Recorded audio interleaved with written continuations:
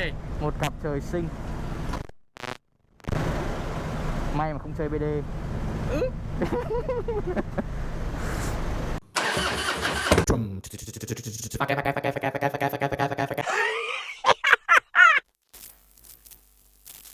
Hey yo, xin chào anh em, xin chào mọi người. Chào mừng mọi người đã quay trở lại với kênh Fake Riders. Và mình là Nghĩa đây. Hôm nay Nghĩa cùng với Tuấn sẽ đi một cái tour, một cái mini tour đi Vũng Tàu, một cái tour ngắn trong ngày ha. Tụi mình đi cùng với các anh ở bên hội sói, câu lạc bộ mô tô kỵ sĩ sói. Thì cái khúc này ấy, cái micro của mình bị lỗi, thành ra bây giờ mình đang phải chơi bộ môn nghệ thuật lồng tiếng anh em. Hôm nay đi thì sẽ có 6 chiếc xe, 4 chiếc touring và 2 chiếc softail. 4 chiếc touring thì có roadline này, streetline này, còn softail thì là 2 chiếc lowrider S của Tuấn và Nghĩa. Cái tour này diễn ra vào khoảng thời gian là giữa tháng 10 2021 hai anh em. Thì hết giãn cách một cái, được mở cửa trở lại một cái là mình tranh thủ tham gia một cái tour cho nó đỡ thèm cùng với anh em.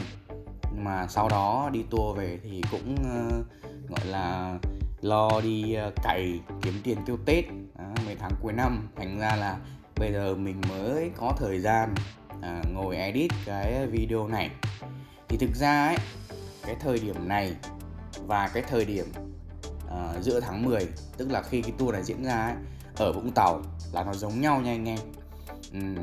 Vũng Tàu bây giờ đang còn bị hạn chế rất là nhiều thứ đó.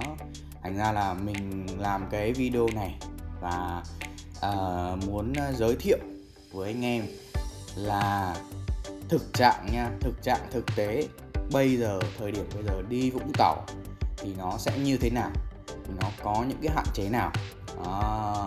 Thì anh em tiếp tục theo dõi cái video này của tụi mình ha. Ok, bây giờ mình sẽ chuyển cảnh qua phà Cát Lái. 1, 2, 3.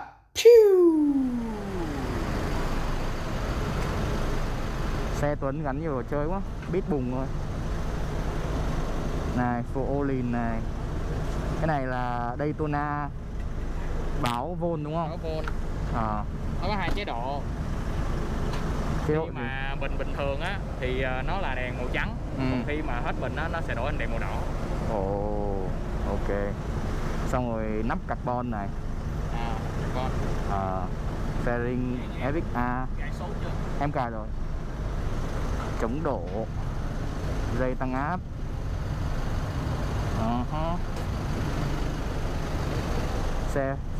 Xe softail mà gắn thấy vậy bộ. Thấy bộ. Xe softail mà gắn yên của touring ngồi được không? Ok. Êm hết cả cái bộ hạng. Đó, phục sau ô lìn, phục trước ô lìn luôn. Bộ bạt sunny. Rồi cái này là nắp nhớt của Fueling. Rồi lọc gió của Allen Ness. Ghê. Nói chung là sắp tới còn lên nhiều nữa đúng không? Còn nhiều món hay ho lắm. Món gì chưa nói. Còn cái này nữa này. Ốp bảo vệ cái sạc điện cho xe. Ê, con chó này dán lên đây chứ. Đúng rồi, không phải cái hít vào kính, hít vào đây này.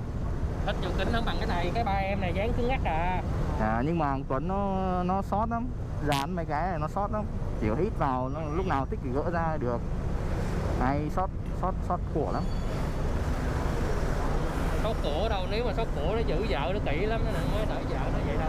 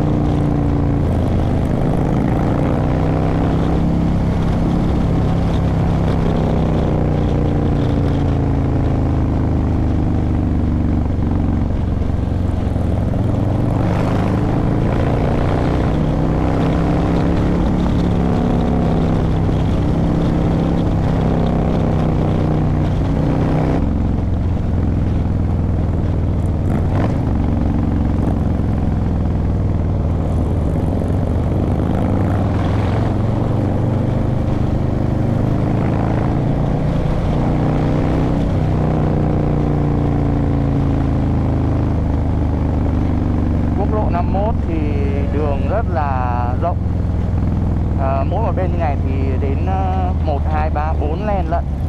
Nhưng mà chỉ có điều là nhiều xe to quá anh em, nhiều xe tải quá, xe container. Với cả là mình thấy cái khu vực mà đông dân cư ấy nó cũng hơi loạn một chút, thành ra là đi nhanh nhưng mà kiểu như luôn luôn phải nói chung là luôn phải tỉnh táo ấy. Đến Vũng Tàu rồi anh em ơi, đến Vũng Tàu rồi. Biển kia, biển kia, biển kia, biển kia.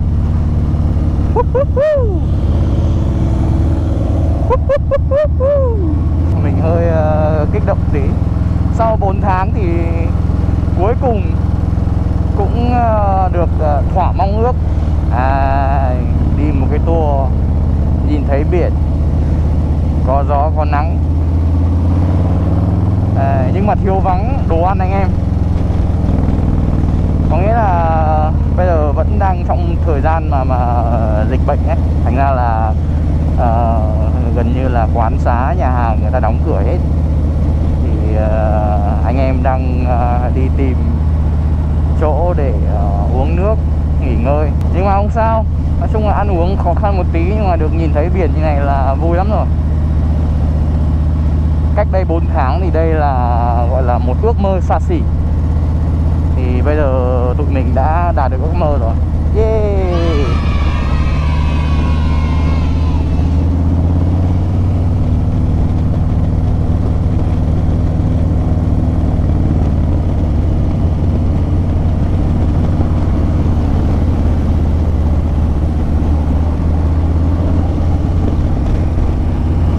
Vũng Tàu đường đẹp quá anh ạ. Tóm lại là những cung đường mà ven biển thì luôn mê hoặc mình. Bất kể cung đường nào mà ven biển mình cũng đều thích hết á.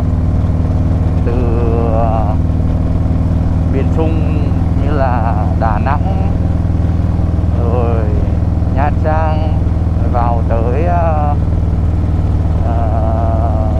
Quy Nhơn, rồi Phú Yên, Bình Định các thứ, Ninh Thuận, Bình Thuận là mình đều thích hết, mình đều bị mê hoặc hết. Vũng Tàu là một trong số đó.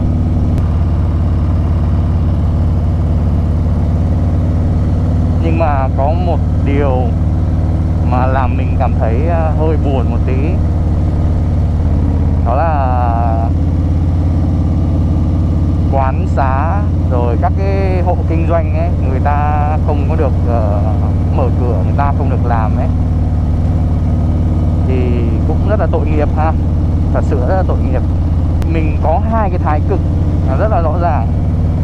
Thì khi mà đi cái cung đường ven biển này ấy, mình nhìn qua bên này thì mình cảm thấy vui, bởi vì mình nhìn thấy biển.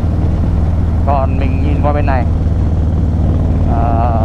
thì mình cảm thấy hơi buồn một tí. Tại vì nó điều hưu quá, nó tội nghiệp quá, không có khách du lịch, rồi mọi người cũng không có buôn bán kinh doanh gì được. Vắng người, thưa thớt, cảm giác nó rất là có một chút gì đấy gọi là hụt hẫng. Thì cũng rất là mong cho thế giới nhanh kiểm soát được dịch bệnh, để cho mọi người có thể là lưu thông một cách bình thường trở lại như hồi xưa.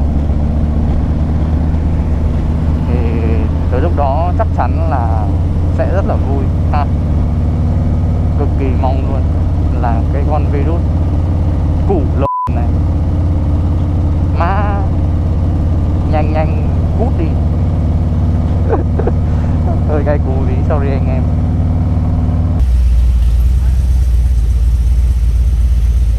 Đó, cái lon của anh Thành nè, nghe vậy nè. Đã ha, nghe lực. Ủa, không biết là sao hả? Anh ban một chục cố bên kia mà nó đẩy.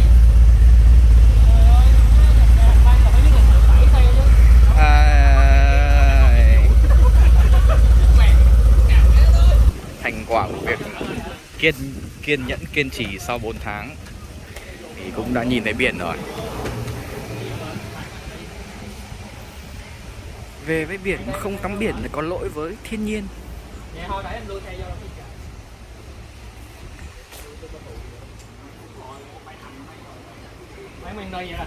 Phê quá. Biển này, biển này. Quá phê anh em ơi.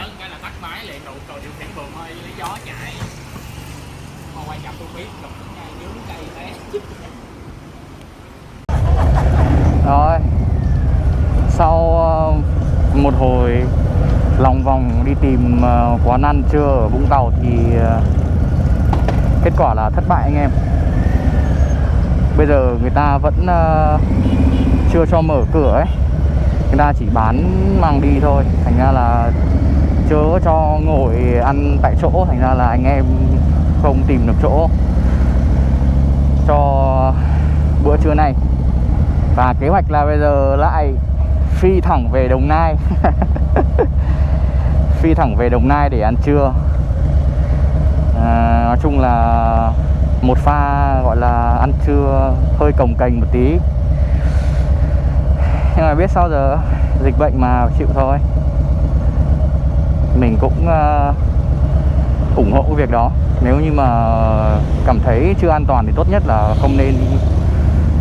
không nên bán ăn tại chỗ.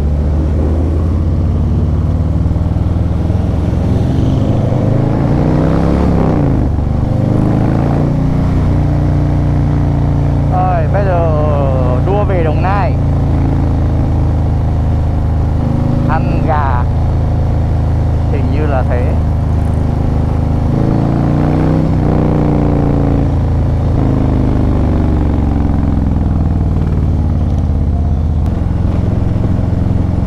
Hello anh em. Ok Rider đây. Đói quá anh em ơi. Mình đoán là gần được ăn rồi đấy, nhưng mà chưa biết chính xác là lúc nào thôi, nhưng mà chắc là gần được rồi đấy. Đói quá. Đi tour mà nói là không vui rồi. Nước quá. Chỗ này chắc là mới mưa xong này. Nhân tiện đường trơn thì chiếc Lowrider S2021 này của mình ấy, nó có một cái nhược điểm, đó là cái lốp xe. Thì cái lốp xe này ấy nó là của Michelin,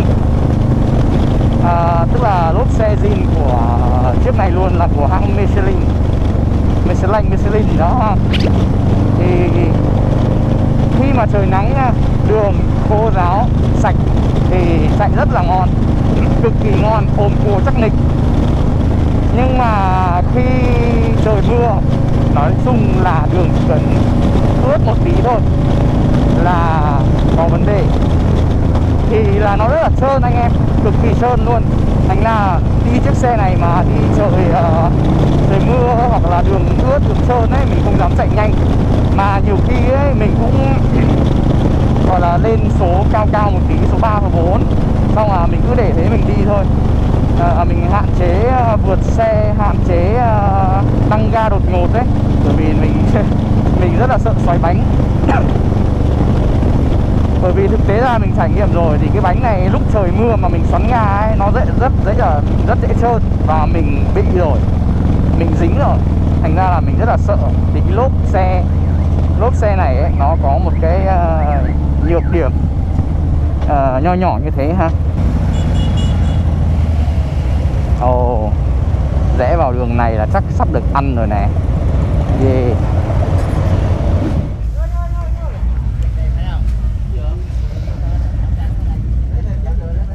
Khá nóng anh em. Nói chung là xe phân khối lớn thì không có xe nào mà không nóng. Ok, lấy đồ rồi vô ăn thôi. Đói quá rồi, nói không ra hơi nữa rồi. Với một thằng nặng 75 kg mình thì nhịn đói là một cực hình anh em.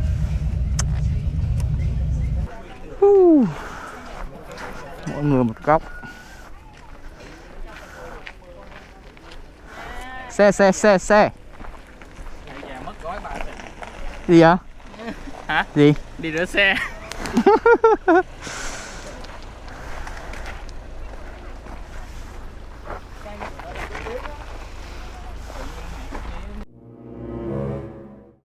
Mờ lem.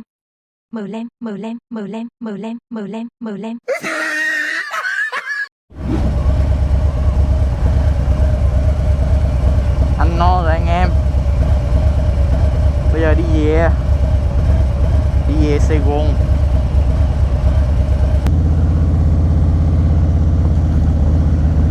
Ngoài kia là bò, còn đây là ngựa sắt của Nghĩa. Về tới Sài Gòn rồi anh em ơi, về tới quận 7 Sài Gòn rồi. Thì ok, một cái tour ngắn như vậy ha. Hy vọng là anh em sẽ thích. Cảm ơn anh em đã xem hết cái vlog này của Pha-Ke Riders. Và anh em hãy ấn like, share, subscribe, cũng như là ấn vào nút chuông để có thể cập nhật những video mới nhất của tụi mình ha. Còn bây giờ thì bye bye.